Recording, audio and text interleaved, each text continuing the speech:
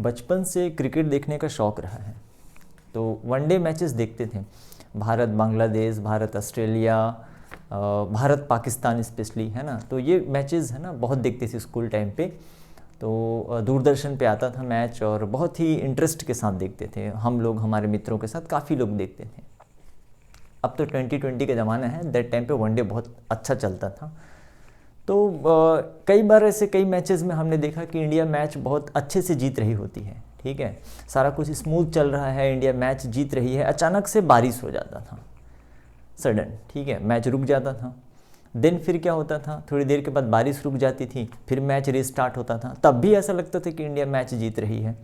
फिर अचानक से बारिश तेज़ हो जाती थी, ठीक है, और मैच काफ़ी देर के लिए रुका रहता था और हम सब लोग इंतज़ार करते रहते थे, ठीक है, वेट करते रहते थे कि कब बारिश रुके, मैच रीस्टार्ट हो, मैच रीस्टार्ट हो। और फाइनली मैच नहीं होता था और मैच का रिज़ल्ट आ जाता था। मैच का रिज़ल्ट आ जाता था कि इंडिया इतने विकेट से मैच हार गई है, डकवर्थ लुईस नियम के तहत, ठीक है। अब उस समय छोटे थे हम, है ना, तो हमको समझ में नहीं आता था कि ये डकवर्थ लुईस कौन है, क्या है, और इन्होंने कौन से नियम ऐसे बना दिए, ठीक है, जो हमारी समझ से बाहर है। लेकिन छत्तीसगढ़ डीएमई, सीजीडीएमई ने उन सभी रिकॉर्ड को तोड़ दिया है, ठीक है, काउंसलिंग कराने में, नीट की काउंसलिंग कराने में। तो देखते हैं। Anyway, I am doctor Manish Jaiswal, RX academy के यूट्यूब चैनल में आप सभी लोगों का स्वागत है। ये वीडियो थोड़ा लंबा होने वाला है। एक्चुअली ये वीडियो हम अभी नहीं बनाने वाले थे, लेकिन थोड़ी देर पहले रात को तकरीबन 12:15 बजे, अभी रात के बजे हैं 1:30, ठीक है, 12:15 बजे एक पेरेंट्स का कॉल आया और हमसे थोड़ी देर उनकी बात हुई। ऐसे बहुत सारे लोगों के कॉल आ रहे हैं और मैसेजेस आ रहे हैं, कई लोगों को मैंने रिप्लाई दिया भी और कई लोगों को नहीं भी दे सका हूँ। तो उनसे बात हुई, लास्ट वर्ड उन्होंने मुझे ये कहा कि सर आपसे बात करने के बाद आज मैं सुकून की नींद सो सकूँगा, ठीक है। तो मुझे फिर ये लगा कि नहीं, ये वीडियो बनाना चाहिए आप लोगों के लिए और कोशिश करूँगा मैं कि इसको उतना कठिन न बनाएं, थोड़ा सिंप्लीफाइड करें। वीडियो थोड़ा लंबा होने वाला है, तो प्लीज़ पेशेंस के साथ आप लोग देखिएगा। सीजी छत्तीसगढ़ जो नीट की जो काउंसलिंग चल रही है उसको हम आपको एक्सप्लेन करने की कोशिश करेंगे। हम यहाँ पे लिस्ट एनालाइज नहीं करेंगे, ठीक है, हम कोशिश करेंगे कि इस लिस्ट के अकॉर्डिंग स्टूडेंट को क्या स्ट्रेटजी रखना चाहिए, क्या प्लान रखना चाहिए, क्या करना चाहिए। तो पहले तो आप क्रोनोलॉजी समझिए, ठीक है, जो क्रोनोलॉजी है छत्तीसगढ़ की काउंसलिंग की। ये क्रोनोलॉजी स्टार्ट होती है बेटा 7 नवंबर से। 7 नवंबर को एक नोटिफिकेशन आया था फर्स्ट काउंसलिंग के लिए, आप सब जानते हैं, ठीक है।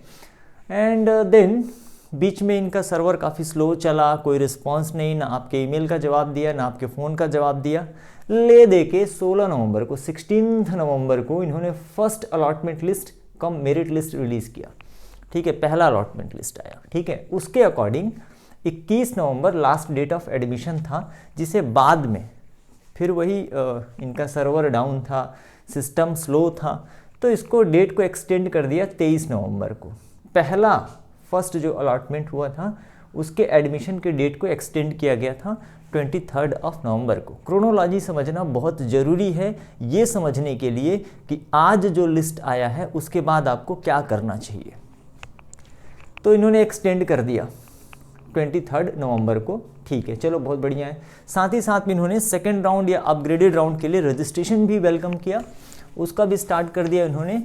तो पूरे एक महीने के बाद 16 दिसंबर को इन्होंने सेकंड राउंड की अलॉटमेंट लिस्ट और साथ में छत्तीसगढ़ के जो डोमिसाइल स्टूडेंट हैं उनकी, जो सीजी के डोमिसाइल स्टूडेंट हैं उनकी एक मेरिट लिस्ट भी रिलीज़ की 16 दिसंबर को, पूरे 1 मंथ के बाद, ठीक है। और एक महीने के बाद भी ये जो लिस्ट थी, एक तो ऑलरेडी डिले हो चुका था, बावजूद उसके ये लिस्ट क्या थी, कहना चाहिए इसमें बहुत सारे एरर थे, त्रुटि थी। इस त्रुटि को सुधारते हुए इन्होंने 18 दिसंबर को, उसके 2 दिन के बाद, ठीक है, एक रिवाइज लिस्ट दिया, रिवाइज सेकेंड राउंड के लिए एक रिवाइज लिस्ट या सेकेंड अलॉटमेंट लिस्ट या आप कह सकते हैं कि अपग्रेडेड लिस्ट दिया, ठीक है। इनके अकॉर्डिंग कि सारी त्रुटियों को अकॉर्डिंग टू हाई कोर्ट इन्होंने सॉल्व कर लिया है और इन्होंने एक रिवाइज लिस्ट दिया जिसका एडमिशन का लास्ट डेट था 23 दिसंबर। और इसके बाद हम लोग एक्सपेक्ट कर रहे थे कि मॉप अप राउंड स्टार्ट हो जाएगा। मॉप अप राउंड स्टार्ट हो जाएगा, ये आपका हमारा सबका एक्सपेक्टेशन था। क्रोनोलॉजी समझिए, ठीक है। अब जहां हम लोग उम्मीद कर रहे थे कि मॉप अप राउंड स्टार्ट हो जाएगा 24-25 दिसंबर के आसपास, अचानक से एक नया ट्विस्ट आ जाता है, और वो ट्विस्ट ये आ जाता है कि 26 दिसंबर को, अब तो 27 भी बोल सकते हो, है ना, 26 दिसंबर को इन्होंने रिवाइज सेकेंड अलॉटमेंट या अपग्रेडेड लिस्ट दिया है, जिसके एडमिशन का लास्ट डेट इन्होंने रखा है 31 दिसंबर, 31 दिसंबर। तो कई बच्चों के दिमाग में ये बात आ रही होगी कि 31 दिसंबर तो मेडिकल कॉलेज में एडमिशन लेने के लिए इस साल लास्ट डेट था। एक्चुअल में ऑल इंडिया से भी ये डेट एक्सटेंड हो गया है 15 जनवरी तक, ठीक है। इसके बारे में हम कभी नेक्स्ट वीडियो में बात करेंगे। तो फिलहाल अकॉर्डिंग टू द क्रोनोलॉजी, अब इन बिटवीन दैट हुआ क्या, जो सब गड़बड़ हुआ ना यहाँ पे हुआ है।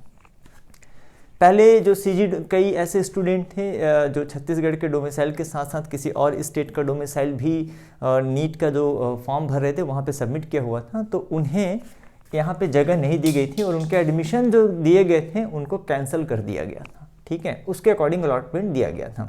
अभी हाई कोर्ट का ऑर्डर, उनको स्टे मिल गया हाई कोर्ट से उन स्टूडेंट्स को जिनको कॉलेज से निकाल दिया गया था कि इनको कॉलेज से नहीं निकाला जाना चाहिए।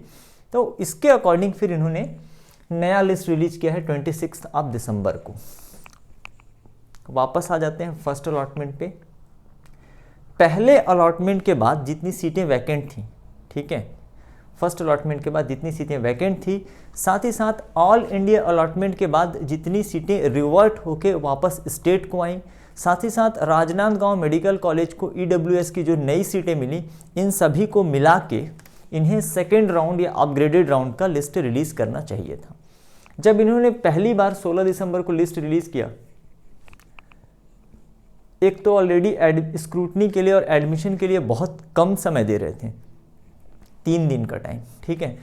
तो 16 से 18 दिसंबर तक भी बहुत सारे बच्चों ने क्या किया था, ठीक है, स्क्रूटनी करा लिया था, साथ ही साथ में एडमिशन भी करा लिया था, ठीक है। ये प्रोसेस इन्होंने करा लिया था।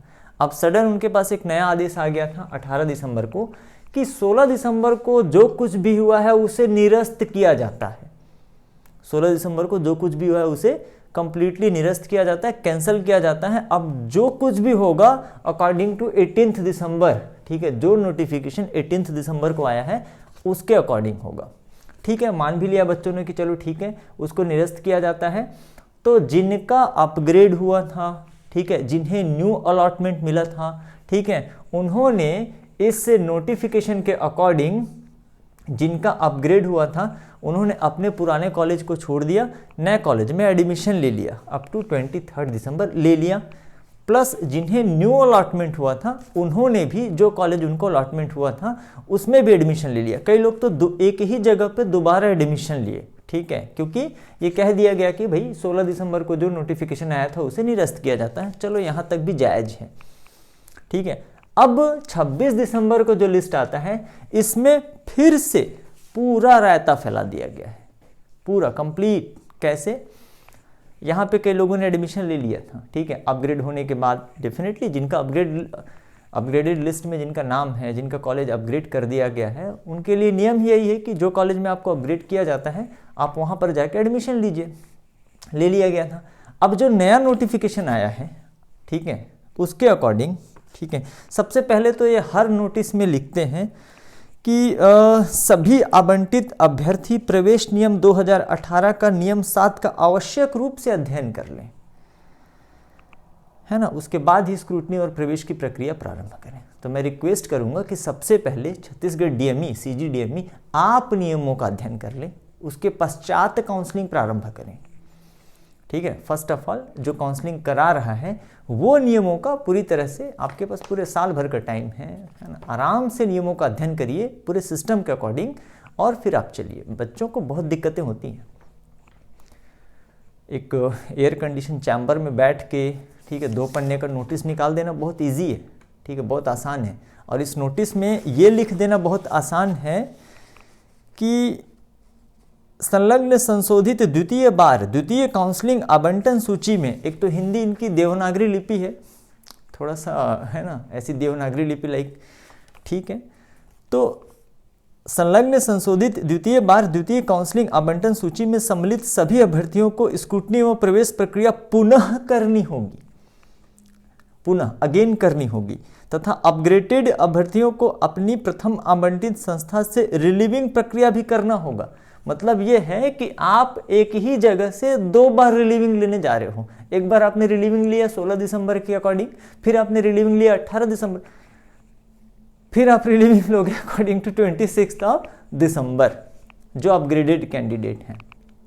ठीक है, साथ ही साथ कुछ ऐसे बच्चों को, लिस्ट देखने से मुझे पता चला है कि कुछ बच्चों को MBBS की सीट अलॉट कर दी गई थी जिनके पीछे रैंक थे, मतलब जिनको मतलब लास्ट की सीटें मिली हुई थी। अब वाली जो नया लिस्ट आया है, इस लिस्ट में उनका नाम नहीं है।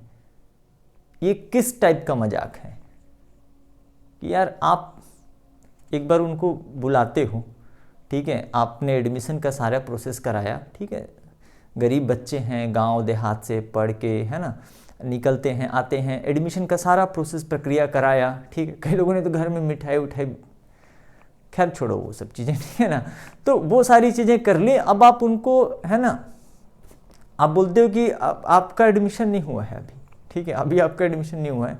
और आप यकीन मानिए, मुझे नहीं लगता कि ये भी फाइनल है। वीडियो थोड़ा लंबा होने वाला है, पूरा देखिएगा, ठीक है। मुझे नहीं लगता कि ये भी फाइनल है। क्यों, वो कारण भी मैं आपको बताऊंगा। तो फिलहाल तो इनका कहना है कि भाई आप 31 दिसंबर तक एडमिशन स्क्रूटनी पुनः कराइए, ठीक है। पेज कहाँ फंसता है और इसका सॉल्यूशन क्या है, इस पर भी बात करेंगे। जो भी पेरेंट्स और स्टूडेंट इस वीडियो को देख रहे हैं, ठीक है, मैं उनसे पर्सनल रिक्वेस्ट करूंगा, अपना पेशेंस या अपना धैर्य मत खोइएगा, ठीक है। ज़िंदगी में ये सारी चीज़ें होते रहती हैं, ठीक है, कोई दिक्कत वाली बात नहीं है, ठीक है, होते रहता है। जितना ज़्यादा तपोगे ना, ठीक है, उतना ज़्यादा निखरोगे, इस चीज़ को ध्यान रखना, ठीक है। जितना ज़्यादा, सोना एक एग्जांपल देते हैं ना, गोल्ड जितना ज़्यादा तपता है उतना ज़्यादा उसमें चमक होती है। तो आप लोगों के साथ भी ऐसा ही है, जितना आप तपोगे, ठीक है, जितना आप झेलोगे, ठीक है, उतना ही ज़्यादा आप स्ट्रांग होगे। तो इसी मोटिवेशन के साथ आपको करना है। क्या करना है उसके बारे में बात करेंगे। तो फिलहाल तो नोटिफिकेशन ये कहता है कि आपको फिर से, ठीक है, अगेन आपको स्क्रूटनी करानी है 27 दिसंबर से लेकर 30 दिसंबर 2020 तक, और एडमिशन जो कराना है 27 दिसंबर से 31 दिसंबर 2020 तक करा लीजिए, ठीक है। ये नोटिफिकेशन आप CGDMA की साइट पे भी देख सकते हैं, पूरा का पूरा लिस्ट है, आप वो भी देख सकते हैं, आपका नाम है या नहीं है ये देख सकते हैं। जिन बच्चों का पहले नाम था और अभी नाम नहीं है, उनको भी अपना धैर्य नहीं खोना चाहिए, पेशेंस के साथ आप काम करिए, ठीक है, कोई दिक्कत नहीं है, करेंगे आगे बात, ठीक है। चलो अब थोड़ा सा वापस आ जाते हैं क्रोनोलॉजी पे। क्या करना है आपको, देखिए सिंपल करते हैं इसको, ठीक है। 16 नवंबर को फर्स्ट अलॉटमेंट लिस्ट आया था, जिसमें काफ़ी सारे बच्चों को कॉलेज अलॉट हुआ था और उन्होंने एडमिशन लिया था, ठीक है। इसके बाद आप भूल जाइए कि, है ना, ठीक है, 16 दिसंबर और 18 दिसंबर को कुछ हुआ। ध्यान से समझिएगा मैं क्या बताना चाहता हूँ आपको, बिल्कुल भूल जाइए, ठीक है। सर कैसे भूल जाएं, इतना झेलाई हुआ है, ठीक है। तो मैं जस्ट, है ना, इसको भूल जाइए आपकी 16 दिसंबर या 18 दिसंबर को कुछ भी हुआ। आप ये मान के चलिए कि 16 नवंबर को पहली अलॉटमेंट लिस्ट आई थी, जिसके अकॉर्डिंग जिन बच्चों ने जहाँ जहाँ एडमिशन लिया था वो ठीक है। अब 16 नवंबर के लिस्ट के बाद सेकेंड राउंड आप किसको मान के चलिए, जो हमारा 26 दिसंबर को आया है लिस्ट, उसको आप सेकेंड राउंड मान के चलिए, ठीक है। अब इस लिस्ट में जिन बच्चों को अपग्रेड मिला है, ठीक है, वो अपने पुराने कॉलेज से रिलीविंग लेटर लें, और नए कॉलेज जहां पे अपग्रेड मिला है, यहां क्या मिला था, क्यों मिला था, उसको आपको भूल जाना है, ठीक है। सिंपल कर लीजिए, आपको जो अपग्रेड मिला है पुराने कॉलेज से रिलीविंग लेटर लीजिए और नए कॉलेज में जाकर रिपोर्ट करिए, ठीक है। थोड़ा सा प्रॉब्लम ये होता है कि डॉक्यूमेंट वगैरह का, ठीक है, तो जो डॉक्यूमेंट ऑलरेडी आपने बनवा लिए हैं वही डॉक्यूमेंट्स आपके काम आ जाएंगे। इन केस कोई डॉक्यूमेंट अधूरा है, ठीक है। एक प्रॉब्लम ये भी होती है कि कई लोगों के पास यार 50-50 हज़ार रुपये नहीं होते कि जाके एक जगह 50,000 का DD दिया, फिर एक जगह 50,000 का DD दिया, फिर वापस से जाके 50,000 का DD, इतना आसान नहीं है बोल देना, ठीक है। मैं है ना एक टीचर भी हूँ, एक डॉक्टर भी हूँ और एक मिडिल क्लास फैमिली से बिलोंग करता हूँ, तो मैं इन चीज़ों को समझता हूँ कि हर किसी के पास उतने एसेट नहीं होते कि ना कि जेब में रख के घूम रहा है कि यहाँ भी दे दो वहाँ भी दे दो, ठीक है। बहुत मुश्किल से कई लोग ये 50,000 रुपये कलेक्ट करते हैं और ला के एडमिशन लेते हैं, ठीक है। तो अभी मैनेज कर लीजिए आप इस चीज़ को, जैसे भी तरीके से मैनेज करें आप प्लीज़, है ना। तो जिनका भी अपग्रेड हुआ है, ठीक है, और जिनका लिस्ट में नाम नहीं है दैट मीन्स कि उनका अपग्रेड नहीं हुआ है, ठीक है। जिनका भी सेकेंड लिस्ट में नाम नहीं है, अपग्रेड के लिए जिन्होंने डाला था उनके चॉइस के अकॉर्डिंग कॉलेज अवेलेबल नहीं था तो उनको अपग्रेड नहीं किया गया है, ठीक है। यहाँ तक अपग्रेडेड स्टूडेंट की बात हो गई, ठीक है। अब बात कर लेते हैं उन स्टूडेंट का जिनको फ्रेश अलॉटमेंट हुआ है, ठीक है। दिस लिस्ट के अकॉर्डिंग, इन दोनों लिस्ट को आप भूल जाओ, 26 दिसंबर के लिस्ट के अकॉर्डिंग जिनको फ्रेश अलॉटमेंट हुआ है वो भी अपने कॉलेज में जाएं, जो भी कॉलेज उनको अलॉट हुआ है, चाहे वो मेडिकल कॉलेज हो, डेंटल कॉलेज हो, जैसी उनकी इच्छा, एडमिशन लेना चाहते हैं तो डेफिनेटली वो कॉलेज में जाएं, वहाँ पर रिपोर्ट करें। ऑलरेडी हो सकता है कि आपने 16 दिसंबर या 18 दिसंबर के लिस्ट के अकॉर्डिंग उसी कॉलेज में एडमिशन ले लिया था, फिर भी अगर आपका नाम है तो आप डेफिनेटली वहाँ पे जाकर रिपोर्ट करिए और अपने एडमिशन की प्रक्रिया को पुनः से कंप्लीट कराइए। नया डॉक्यूमेंट बनाने की जरूरत नहीं पड़ेगी, आपके पास ऑलरेडी जो डॉक्यूमेंट हैं उनसे ही काम चल जाएगा। Is it clear? जिन्हें नया अलॉटमेंट मिला है, फ्रेश अलॉटमेंट मिला है, आप ये मान के चलिए कि आपको इससे पहले अलॉटमेंट नहीं मिला था, 26 को ही आपको अलॉटमेंट मिला है, ठीक है। अब दिक्कत कहाँ पे आती है? एक एग्जाम्पल, जिस पेरेंट्स से मेरी अभी बात हुई, ठीक है, उनका कहना था कि फर्स्ट अलॉटमेंट में, ध्यान सुनिएगा, फर्स्ट जो अलॉटमेंट आया था उनमें उनको सिम्स बिलासपुर मिला था, ठीक है, उनकी बच्ची को सिम्स बिलासपुर मिला हुआ था। उसके बाद अपग्रेडेड राउंड में 16 और 18 दिसंबर को सिम्स से उनका अपग्रेड होकर, ठीक है, मैं आराम से इसलिए वीडियो बना रहा हूं ताकि आप समझ सकें, ठीक है, राइट। फर्स्ट में इनको, और आप इसी को एक एग्जाम्पल के तौर पे समझिएगा, सिम्स मिला हुआ था पहले अलॉटमेंट में, अपग्रेडेड राउंड जो 16 और 18 दिसंबर को हुए, ठीक है, इसमें इनका अपग्रेड हो गया PTJNM Raipur. Is it clear?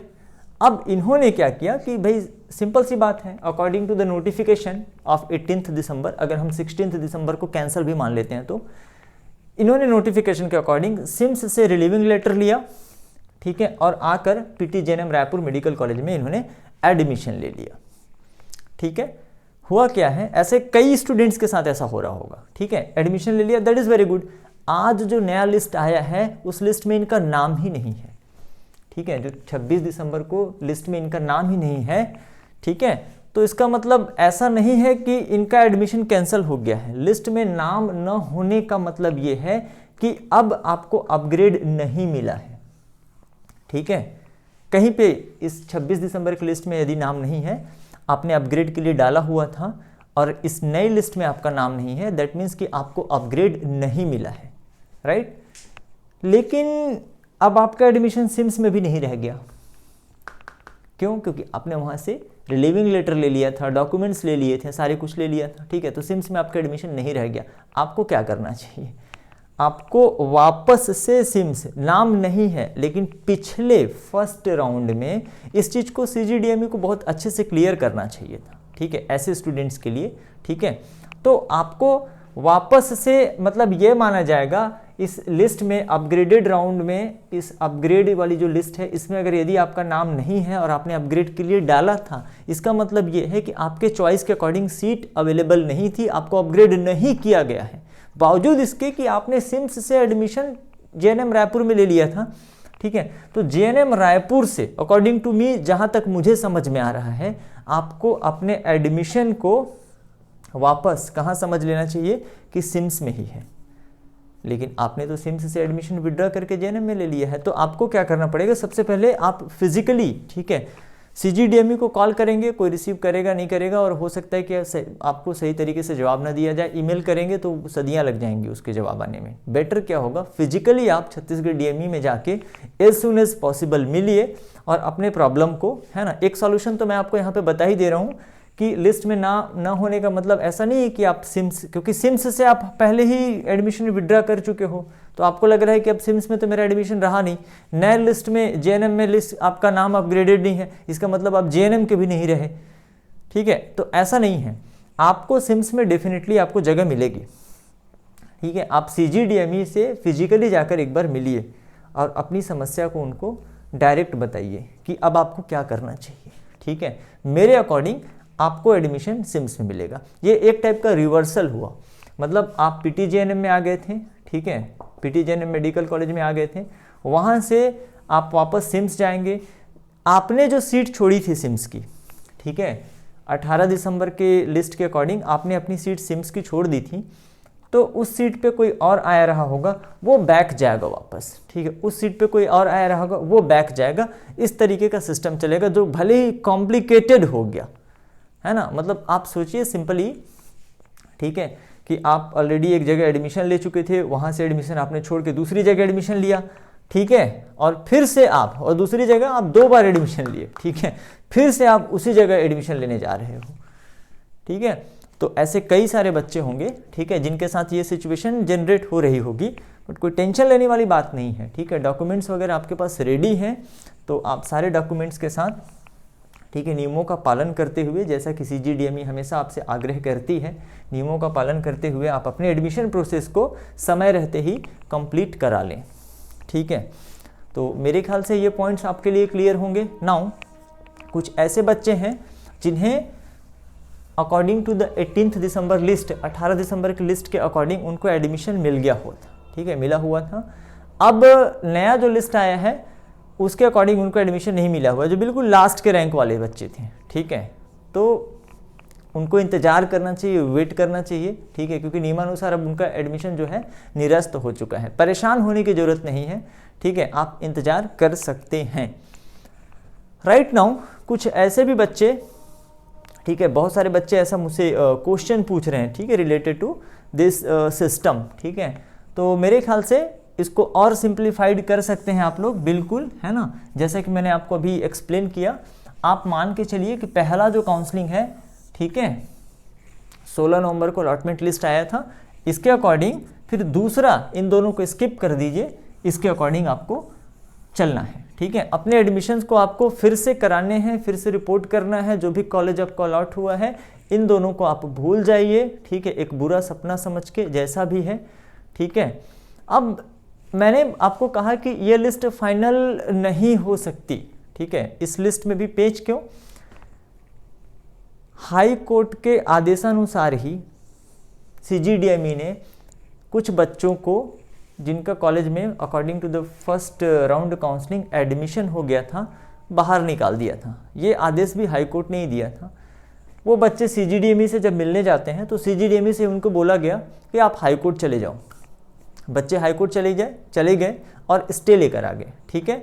अब उसके अकॉर्डिंग, ठीक है, कई बच्चों जो छत्तीसगढ़ के डोमिसाइल हैं, CG के डोमिसाइल हैं, छत्तीसगढ़ के जो डोमिसाइल हैं, जिनका कि राइट है, हक है एडमिशन लेना, अपने स्टेट के कॉलेज में एडमिशन लेना उनका हक है।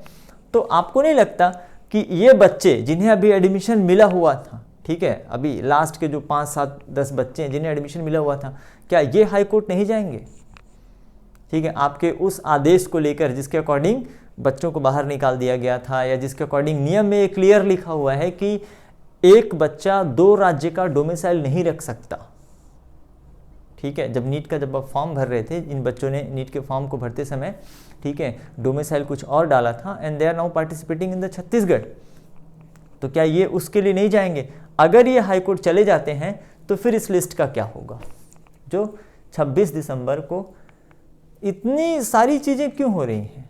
क्योंकि प्रिपरेशन नहीं था, प्रिपरेशन या क्या कहना चाहिए कि तैयारी नहीं थी पूर्ण। CGDME की पूर्ण तैयारी थी ही नहीं कि काउंसलिंग कैसे कराया जाता है। अब ब्लेम करना तो खैर छोड़ो, कभी फुर्सत में ब्लेम करेंगे, ठीक है। तो प्रिपरेशन सही नहीं था, और फिर जो काउंसलिंग ऑर्गेनाइज करा रहे हैं, ठीक है, दे आर सिटिंग लाइक, है ना, राम भरोसे, ठीक है, कि देखते हैं। दिक्कतें बहुत ज़्यादा हो रही हैं, बच्चों को बहुत प्रॉब्लम हो रही है, बार बार, है ना, डिमांड ड्राफ्ट बनवाना। अच्छा, पैसे लेने के लिए इनको पूरा प्रॉपर टाइम, मतलब 31 दिसंबर से पहले आपकी फीस जमा हो जानी चाहिए, आपके बैंक गारंटी जमा हो जानी चाहिए, ये गारंटी वो गारंटी सब जमा कर दो। लेकिन वापस करने के लिए अभी किसी बच्चे के पास 50,000 रुपये हैं और उसने एक जगह DD बनवा के जमा कर दिया, ठीक है, अब फिर उस दूसरी जगह उसको डीडी बना के जमा करना है। मुश्किल से उस बच्चे ने 50,000 कलेक्ट किए थे भाई, उधारी मांग के जैसे भी करके कि एक जगह मैं कैसे भी करके एडमिशन ले लूँ। अब फिर से वो कहाँ, क्योंकि आप तुरंत तो वापस नहीं कर रहे हो, ठीक है, आप इमीडिएट में तो वापस नहीं करो, फिर वो डीडी कैंसिल कराएगा, फिर टाइम लगता है ना। और आपने टाइम कितना दिया है, 2 से 3 दिन का टाइम दिया आपने एडमिशन के लिए, स्क्रूटनी के। तो सारी चीज़ों को कंसिडर करिए, समझिए दिक्कतों को। अब सेकेंड जो काउंसलिंग है, मॉपअप राउंड है या सीजी नीट काउंसलिंग से रिलेटेड आपके बहुत सारे क्वेश्चन और क्वेरीज होंगे, तो मैं आपसे रिक्वेस्ट करूंगा कि क्वेश्चन और क्वेरीज को आप मेरे नंबर पे व्हाट्सएप कर दीजिए 7509306807। आप इस नंबर पे अपने क्वेश्चन और क्वेरीज जो भी हैं इसको आप अपने नाम के साथ प्लीज़, ठीक है, व्हाट्सएप, ठीक है, व्हाट्सएप कर दीजिए, ठीक है। जो भी क्वेरीज हैं, क्वेश्चन है, उसे आप व्हाट्सएप करिए प्लीज़। अपना नाम और मार्क्स जरूर मेंशन करिएगा, ठीक है, मुझे आपको गाइड करने में थोड़ी सी हेल्प हो जाती है, ठीक है। उसके अकॉर्डिंग हम नेक्स्ट वीडियो प्रिपेयर करेंगे कि आपके सारे क्वेश्चन और क्वेश्चन जितने भी हैं उनका हम आंसर कर सकें। होप सो कि ये वीडियो आप लोगों को अच्छा लगा होगा, थोड़ा सा अलग है, डिफरेंट है, ठीक है। मिलते हैं नेक्स्ट वीडियो में। Thank you very much for watching.